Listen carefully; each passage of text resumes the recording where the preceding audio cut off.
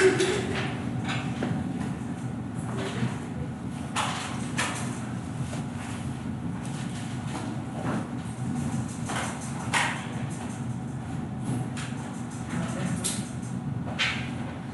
are you so scattered? Don't like each other? See, boys? Nice and close. See? I don't mind, no problem. Last week we finished the first topic.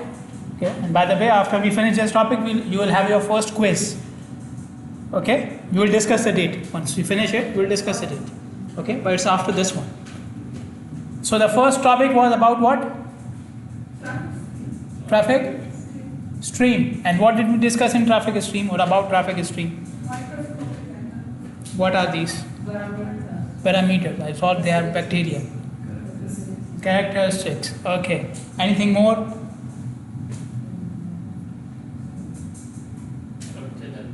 Huh? Interrupted, uninterrupted. He said it right. Huh? Volume, flow rate. Yes. Look in the slides. Yes. Related to density, speed. Traffic theory. Traffic flow theory. Okay.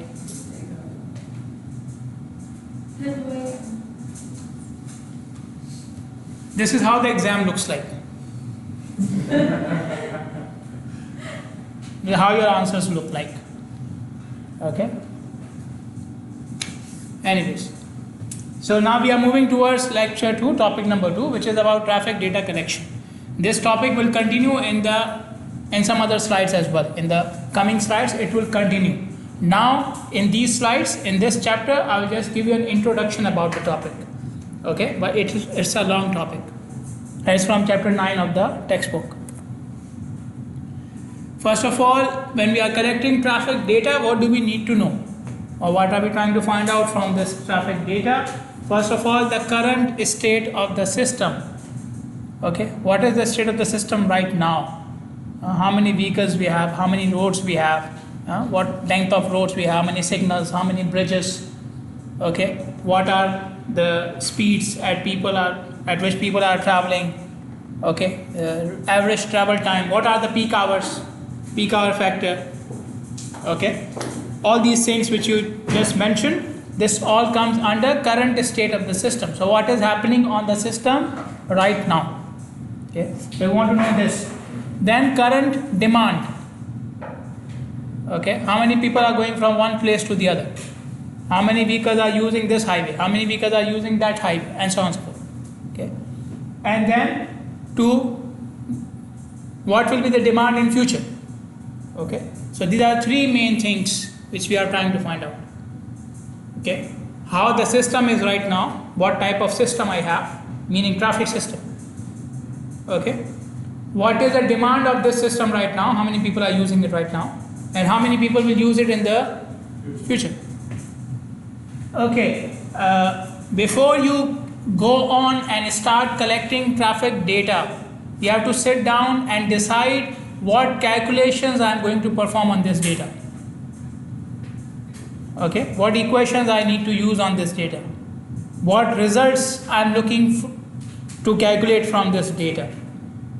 Okay, because in the professional field, you have to invest certain amount of resources, time. Okay, and time is what? Money. Time is money. Everybody knows, right?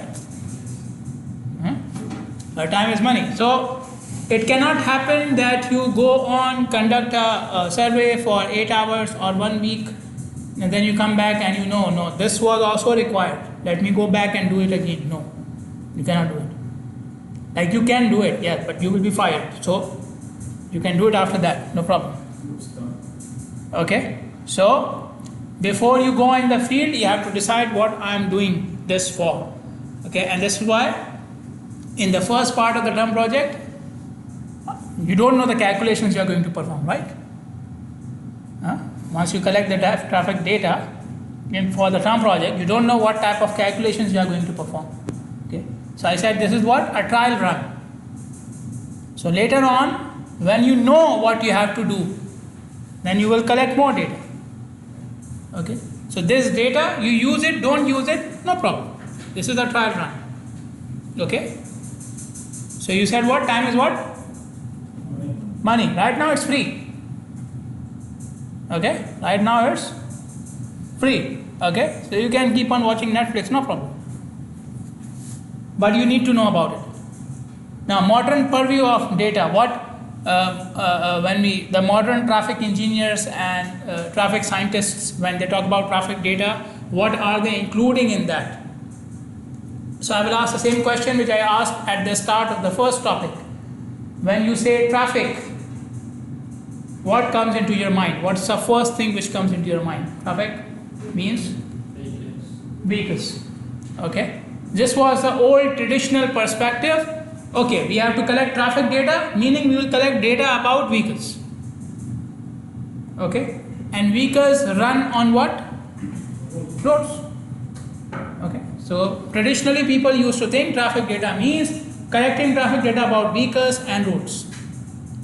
But later on people came, they say your life is very easy, let us make it more miserable, we will add some more things into it. Okay, so for example, now they are saying not only about traffic, traffic is not only about vehicles. There are other road users as well, other users who are getting affected by traffic. Okay, or who are using traffic indirectly. Okay, for example, pedestrians. So traffic data means pedestrian data as well. Later on you will see we are using pedestrian data in our equations which are for traffic, vehicles. In those equations, pedestrian data is included. Bicyclists, data about bicyclists. Okay, data about people who are just passengers. Okay, so they are not driving. Okay, they are not on the road, but they are just sitting in the vehicle. So we need data about them as well. All of these are included in our traffic data. So traffic data is no longer about vehicles and roads.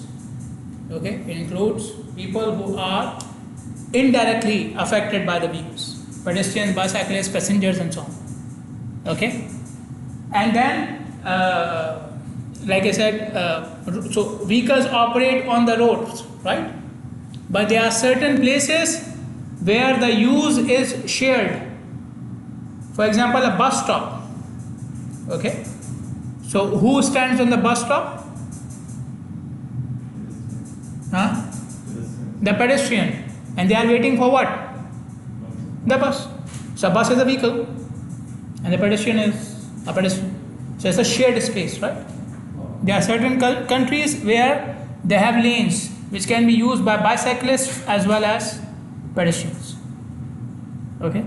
Here you will see very commonly people are using sidewalk, bicyclists as well as the pedestrians. And sometimes it is the other way around. Bicyclists are in the same space as the vehicles. So now this is what shared space. Okay, so it's no longer only about the roads. It's about the sidewalk and the crossings. Crossing is a shared space, right? When the pedestrian is crossing it, he uses the space. When he is gone, the vehicle will use the same space, right? So it's a shared space. So traffic data now also includes looking at the shared spaces. So the purview or the dimension of traffic data has now been expanded to include other items as well. From where can we collect traffic data? How can we collect traffic data? There are some existing sources, some organizations who have as part of their job to collect traffic data, they collect it and for their own use or for any other organization's use, they upload it on their website, on their portal. Okay, and some of these portals are open access. Okay, meaning I can use the data even I am not part of the government.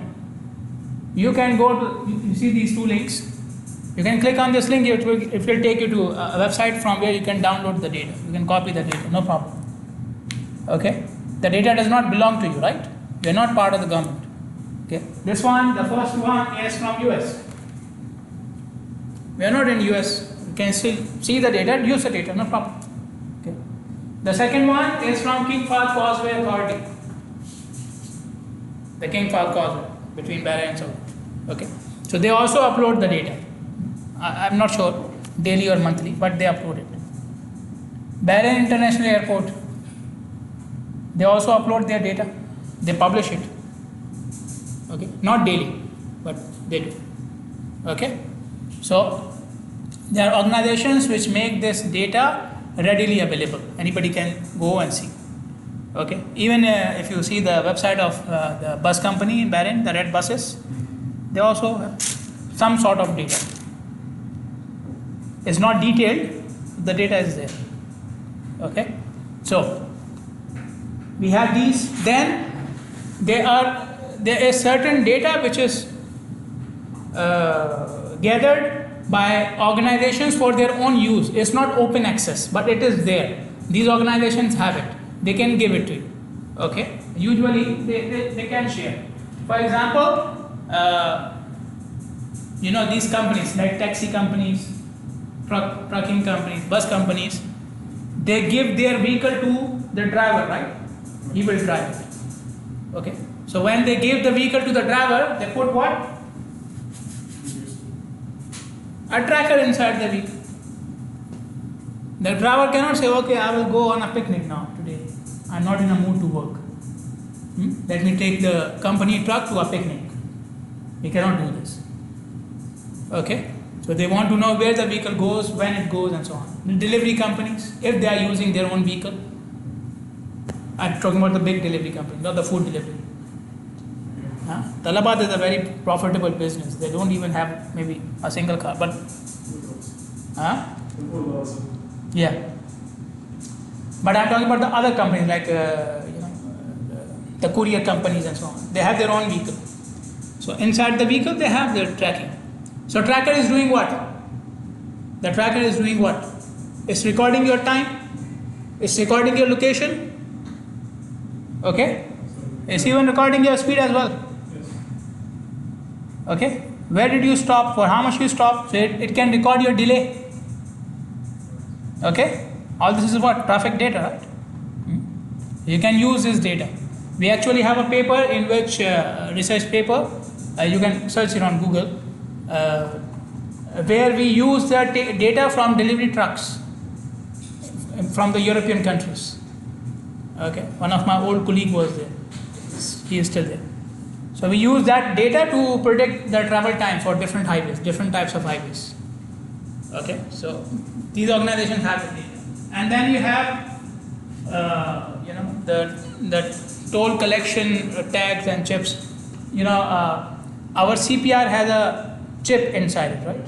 Our bank cards have a chip inside it, okay? And there are certain products which have a barcode. Maybe it's behind those tablets as well. They have a barcode, right? Okay? So in some countries, I'm not sure about here. Anybody use the app when you are crossing the causeway?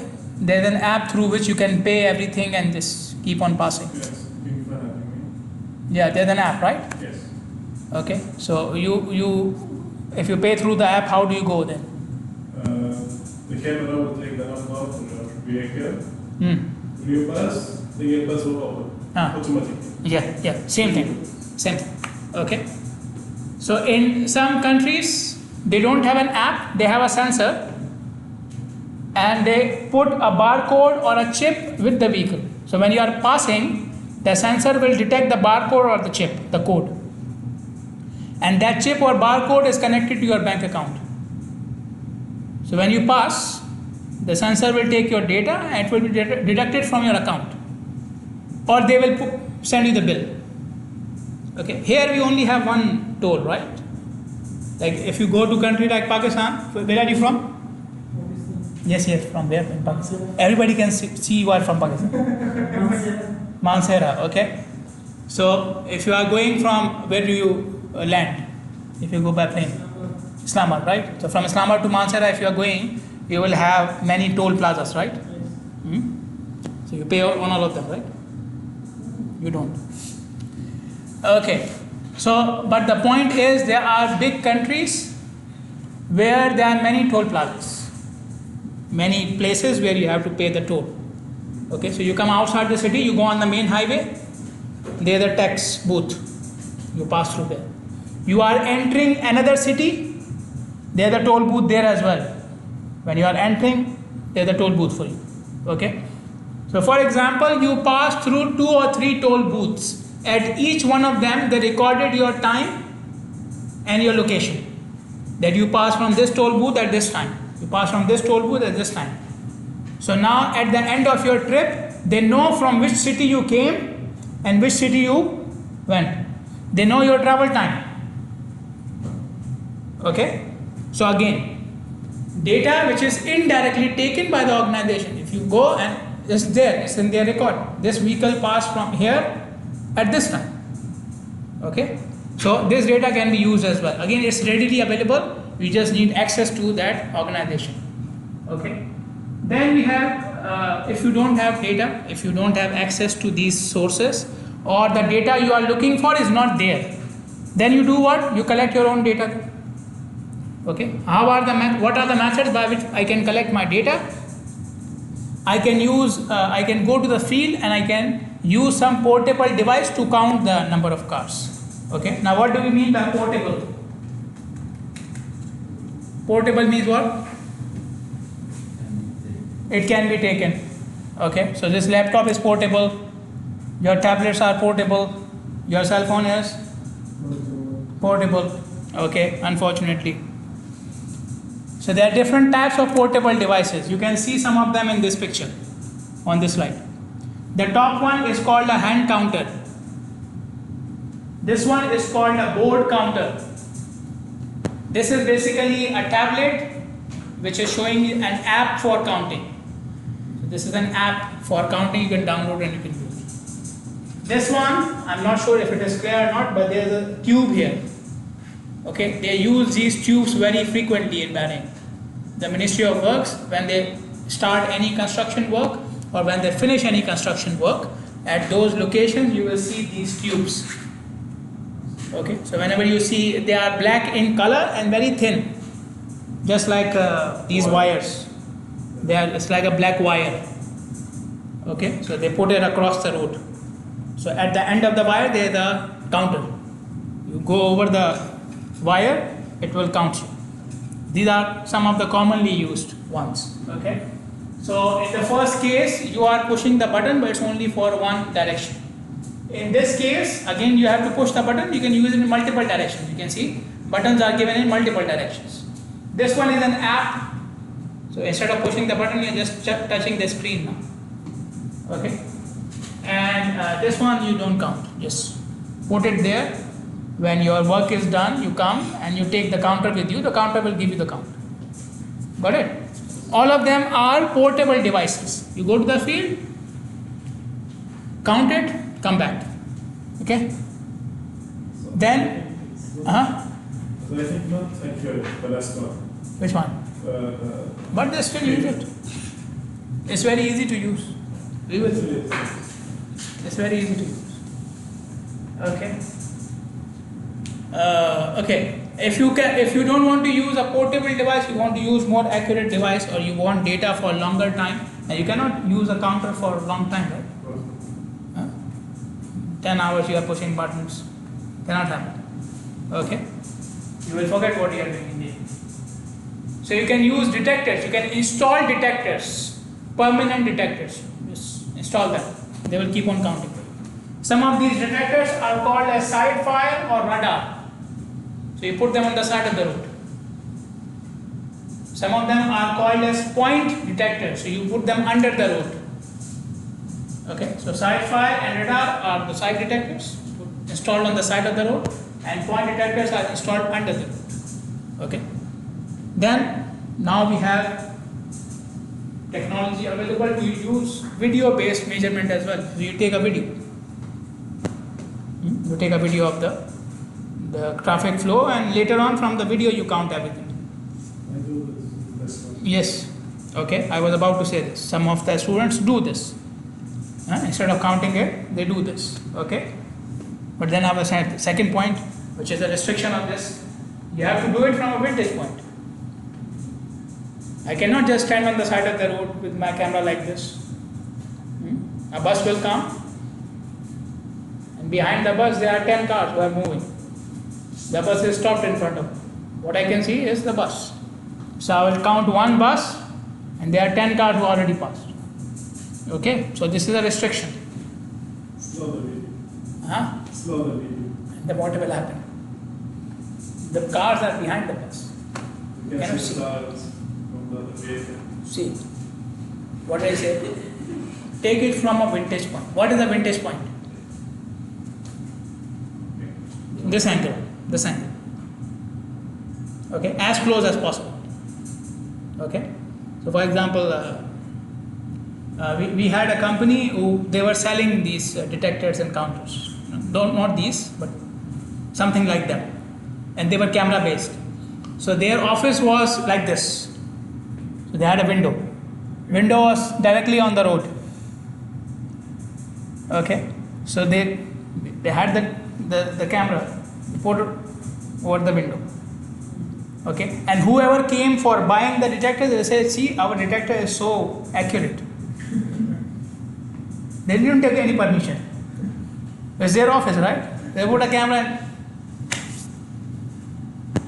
so then we bought the cameras. So we had to put them. A university, right?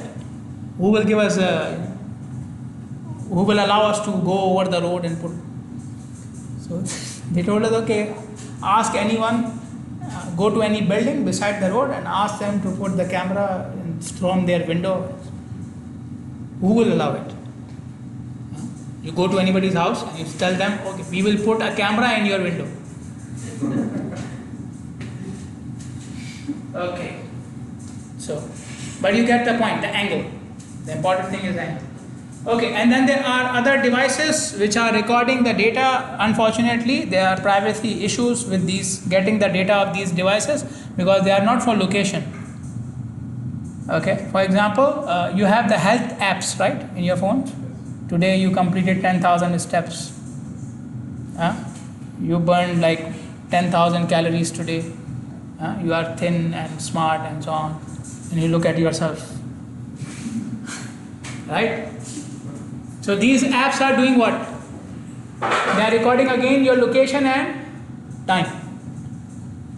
If you use GPS navigation in your phone, it gives you your speed as well, right? And tells you which road is congested, which was not congested, right? It is recording your travel time. So all these things are recorded. But they do it under the banner of privacy. This is your data. We will not give it to you.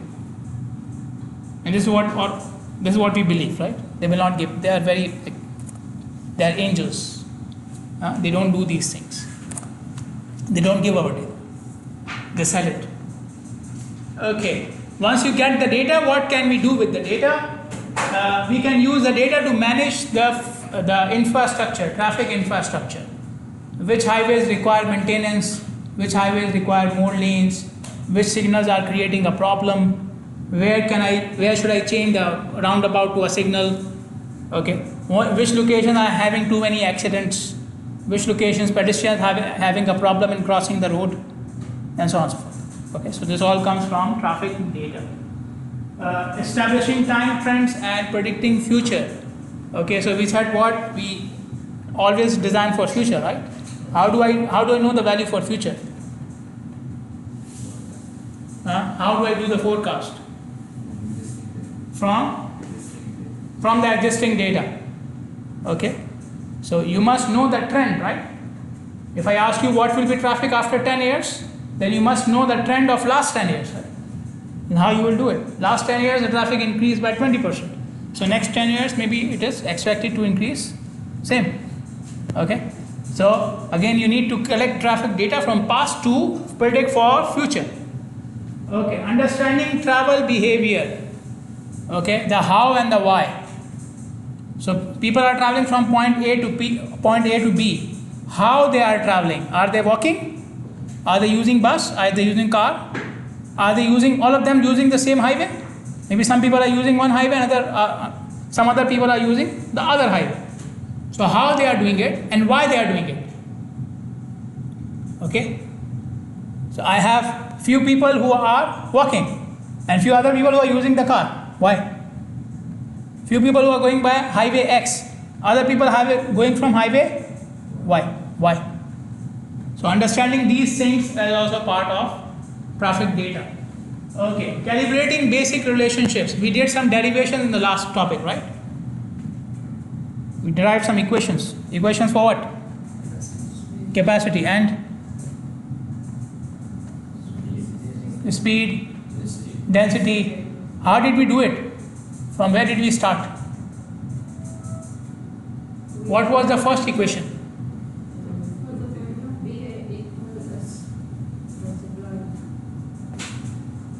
No, this is the equation I gave you, V equals to S into D. The derivation started from which equation? It was a very simple equation, right? Equation of a straight line. So I gave you the straight line, right? There was a straight line, and then we started driving the equation. How did we plot the straight line? From the traffic data, huh? From what?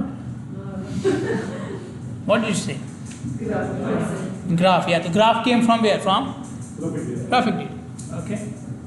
And there are some. Then you saw how we derived many equations from there. Okay. Effectiveness of improvement, meaning follow-up studies. What is the follow-up study? You found at a certain location there are too many accidents. Okay, and these accidents are very dangerous because there is no side railing on the road. So you did what? You put a side railing there. Okay. Now you want to see if the side railing is effective or not. So you do another study after putting the side railing. We call it what? A follow-up study. So follow-up study is done after the improvement to check its effectiveness. I made an improvement on the road. Is the improvement effective or not? Okay. So whenever you make any changes on the road, your work is not done. You still have to follow up. Okay. Then assessing impacts of new developments. Somebody buys a land, a big part of land, and he says, I will build a 20-story building here. Okay. So after he builds a 20-story building, will it affect traffic or not? It will affect traffic, right? Okay. So how much it will affect traffic? I need to know, right? I cannot just give, they don't give permission like this. You have to do a traffic study. Okay. Even for small projects, they have studies. 20-story building is a big project. Even for small projects, we have to do traffic studies. Okay. To measure the impact. Now, how do I measure the impact? Then I must know what happens on traffic when you have a 20-story building already. So I will go to existing buildings, around existing buildings, and I will do their study. So I know what will happen with this building. Got it? Okay. So again, existing traffic data is needed. And using that traffic data, you will calculate impact on traffic, pollution, and so on. Performance of the system, evaluating performance of the system. Performance meaning is the system, traffic system. Traffic system. Is the traffic system performing good or bad? Okay, if the traffic system is good, then what will be less? If your traffic system is good, Q will be less. And what else? Density will be less. Time, what time? Delay will be less. Travel time will be less. Okay. So you need to know this, right? Okay. So performance, measuring the performance of the system needs traffic data. These are the types of studies we will see, but we will just have a look. We will just have an introduction about them. In some other topics later on, we will see some of these studies in more detail. We start with volume study. Volume is vehicles per day, per hour, per unit time, right? Per unit time. Okay. And the last topic we discussed, we connected volume with what else? There were 3 parameters we discussed in the end. demand and capacity. Okay, so volume is related to demand. Okay, volume is high, demand is high. Okay, and we discussed, you said daily volume, hourly volume, right? Some of them we use for planning, some of them we use for design, some of them we use for traffic management, and so on. Okay, the last 2-3 examples which we did in the last topic, they were all related to traffic management. Delay and queue, this is related to what? Traffic management. Okay, so we used volume in all of them. Okay, then we have speed studies. Speed is directly related to safety. Okay, when driver is going at high speed, the chances of accidents are high. Okay, less time for you. Okay, what about severity of the accident, seriousness of the accident? If you are at high speed, accident, more chances of accident being more major, huh? Having an injury or having a more damage to the car is higher. So that's why speed is related to safety directly. So we do speed studies, so we can implement some changes in speed regulations. Do we need to change the speed limit? Do we need to change the design speed and so on and so forth? Okay. Then we have travel time studies, and again something which I mentioned in the last topic as well. Speed is related to travel time. Travel time is higher, speed is lower. Okay, distance upon travel time, right? So now we already talked about speed studies, right? So why are we talking about travel time studies now? Why do we do travel time studies separately? Okay, so if you want to go from point A to point B, and you have two options, you can go from this highway or that highway. Which one will you choose? The one which is less time. Depend on travel time, right? In some cases, we choose a longer highway because it has less traffic, or because it has less signals, right? Why? Because then it will have less travel time. So length is not your criteria. Traffic, you don't know traffic, right? Nobody counts the traffic. Huh? You don't measure your speed. You look at what? I started at this time and I reached my destination at this time. So how much was the travel time, right? So according to drivers, travel time is the main performance measure of your trip.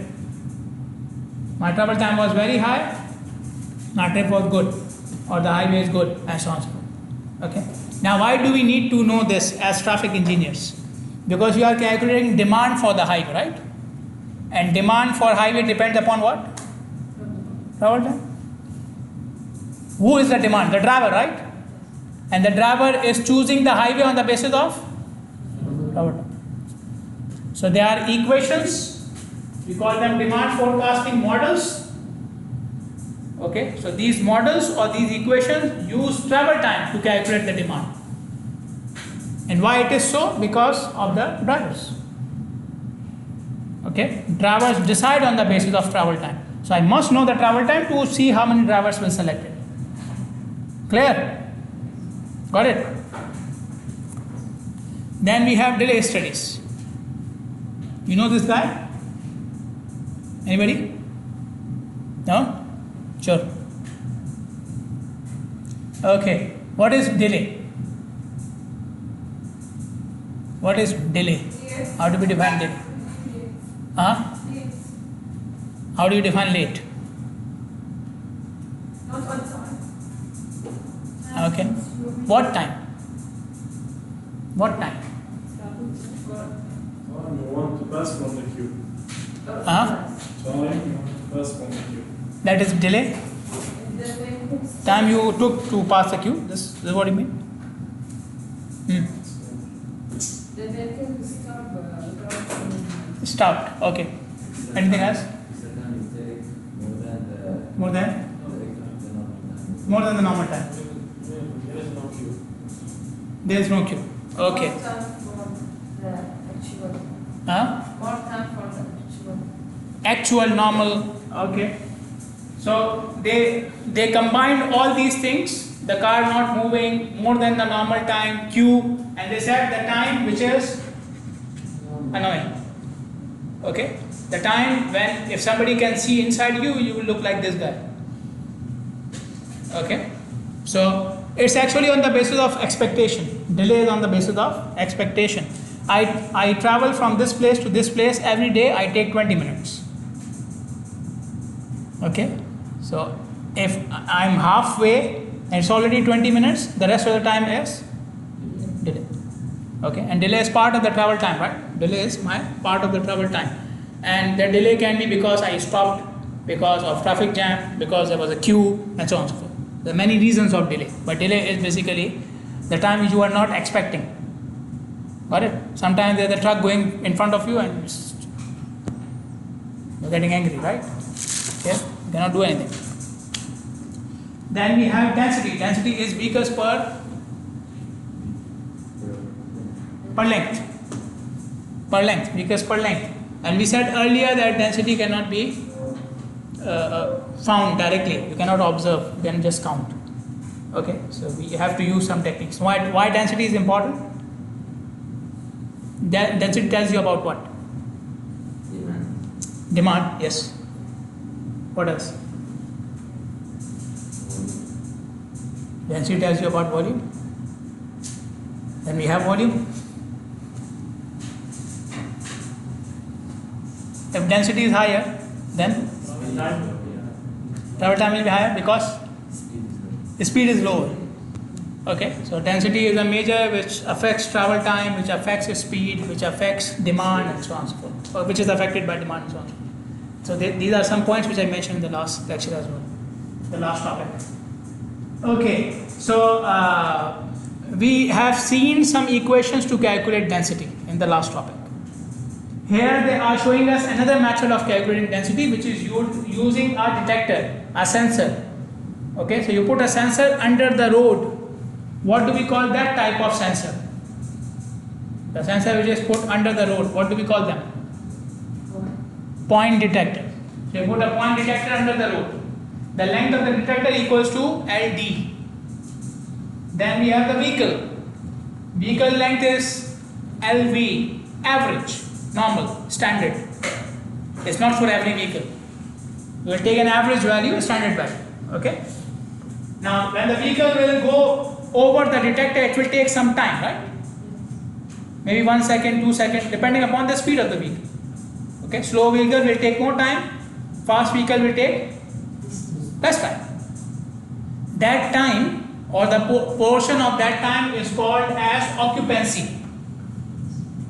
What is occupancy? The proportion of time when the vehicle is over the detector. Not one vehicle, any vehicle. So you use the detector for 1 hour, right? In 1 hour, different vehicles will pass over the detector, right? So those vehicles covered the detector for 50 minutes. For the remaining 10 minutes, there was no vehicle over the detector. Okay? So what will be occupancy, or what will be O? 50 upon 60. 50 is the time when the detector was covered by the vehicle, and 60 is the total time. So occupancy is 50 upon 60. Proportion. Occupancy is proportion of time the detector is covered under a vehicle. Got it? Okay. What is LD? Length of the detector. What is LV? Length of the vehicle. Got it? So this is another method of calculating density. Then we have accident studies. Accident studies focus on accidents, obviously. So what are we trying to find out from accident studies? Reasons of accidents. Why the accidents happen. Where the accidents happen more often. Which highways, which locations have more accidents. Which type of drivers are more involved in the accidents. Okay, and just to a word of caution is people in your category, okay? Young drivers, they are more involved in the accident. Okay, so be careful. Time also. Huh? Time also. Time, yeah. If they're the but these things are very common. Okay, what type of driver, on which location, what are the reasons? Okay, and we don't work on number of accidents. We try to work on accident rate. Okay, so for example, this area has 50 accidents, this area has 60. But maybe this area is bigger, or it has more roads, or it has more vehicles, it has more drivers. So it's supposed to be bigger, right? So when you calculate the rate, then you see which one is higher rate, which one is a higher rate. So for example, you calculate the rate per mile of the road in this area and this area. So this area had 60 total. When you calculate the rate, it becomes 2 per mile. This area has 50 number, but when you calculate the rate, it becomes 10 per mile. So which one is more problematic, 2 per mile or 10 per mile? 10. Okay, you are thinking, don't think, 10 is dangerous, okay? 10 accidents is dangerous. I asked this question in the other section, people were thinking, don't think, more accidents is bad, okay? Higher rate is bad. Okay. Clear? But my point was, if you just look at the number of accidents, it can be confusing, misleading. So we always work on the rate. So we know the actual, you get the actual sense. Then we do parking studies. Parking studies, we are trying to find out again 3 things. Inventory of parking. Okay, inventory means the record of existing assets. Okay, inventory means record of existing assets. Anybody has any business here? Anybody has business, shop? Nothing? You are useless people. But every, You don't? Okay. What is inventory? If you go to a shop, they have a record. This item, this much. This item, this much. This item, this much. When they sell you the item, they enter it, right? So they deduct it from the inventory. Okay. So I had 10 pieces of X and Y. One item gone. Now I have 9 pieces. So this record is what? Inventory. What do you mean by inventory of parking? How many parking spaces you have? And where are they? Some are in the front of the building, some are back of the building. What type of parking spaces are these?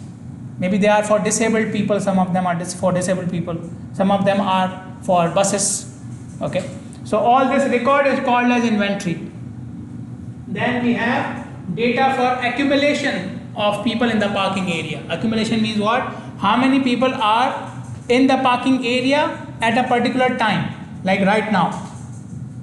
Instantaneous, instant. Okay. So at any instant of time, the number of people in the parking area, we call it accumulation.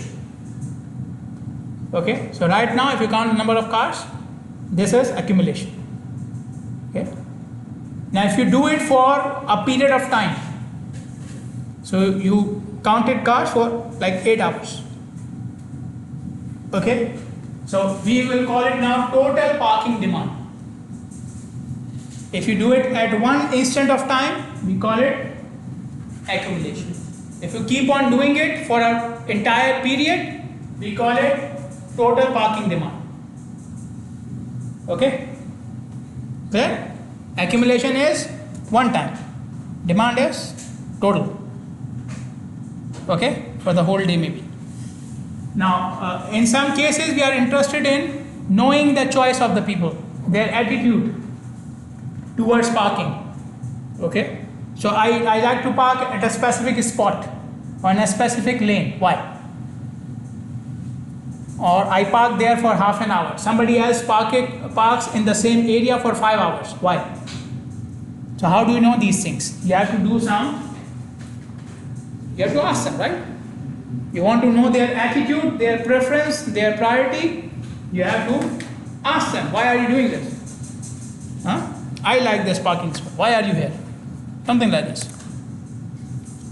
And then we have goods movement and transit studies. Goods means things, right? Like furniture and material. Okay. So which vehicle you use for that? Heavy vehicles, trucks. Okay. So goods movement means related to the trucks. And transit means the movement of people. But in large quantity. Okay, not one or two people. Okay, so you cannot say one bike. Buses. Okay, so this is a study about trucks and buses. Now, why we are studying them separately? Because they can, even with a small number, they can cause a lot of congestion. Everybody came from Isa town, right? Like last semester, we were all in Isa town, right? Okay, and you know what happens there at 1 o'clock. Okay, the main reason, there are many reasons obviously, but one of the main reasons is the number of buses which keep on coming and going. One of the main reasons. If you count them, they are not so much. Okay, even when you are going on the road, you see 3 trucks in front of you, you will do what? Sleep, You will go to the other lane, right? Maybe the other lane has more cars than these three trucks. You only have 3 trucks here, but the other lane may have 10 cars. But you know, with these 10 cars, I'll go faster. Okay? So that's why we study them separately, because they can cause a lot of congestion. Then we make policies to avoid congestion because of them. So in certain areas, they don't allow the trucks. On certain locations, they don't allow the trucks to make a turn. Okay? And there are timings as well. Okay? So these trucks which are coming, especially from the port area, it's not like, okay, I will take my things from the port and I will drive whenever I want. No, there's a time for that. For the port areas, obviously. Okay? The bus routes, from which highways we can allow the bus routes again. So these studies are done, so we can make these policies. Okay? Any questions?